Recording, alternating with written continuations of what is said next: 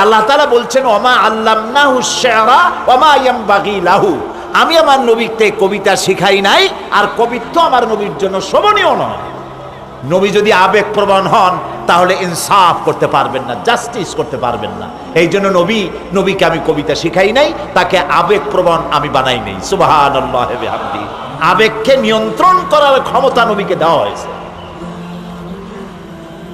তো নবী করিম সাল্লাল্লাহু আলাইহি সাল্লামের কাছে কোরআন নাজিল হচ্ছিল, তিনি এগুলি তেলাওয়াত করে মানুষকে শোনাচ্ছিলেন। আল্লাহ তাআলা এই জন্যই তাকে পাঠাইছিলেন ইয়াতুলু আলাইহিম, তিনি তেলাওয়াত ওয়ায়ুযাক্কিহিম, আর মানুষকে তিনি এই কোরআনে কারীম দিয়ে পরিশুদ্ধ করবেন, তাদেরকে হিকমত শিক্ষা দিবেন, তাজকিয়া করবেন।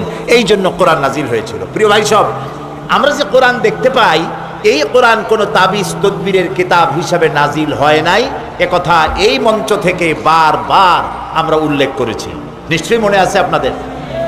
তাবিজ এবং তদবিরের জন্য কোরআন আসে নাই। কোরআন এসেছে একটি সমাজ বিপ্লব করার জন্য, যা পৃথিবীর মানুষকে সুখ শান্তি সমৃদ্ধি দিয়ে এই পৃথিবীতে তাদেরকে শান্তি দিবে এবং কিয়ামতের দিন তাদেরকে জাহান্নাম থেকে মুক্ত করে দেবে। এজন্যই কোরআন নাজিল হয়েছিল।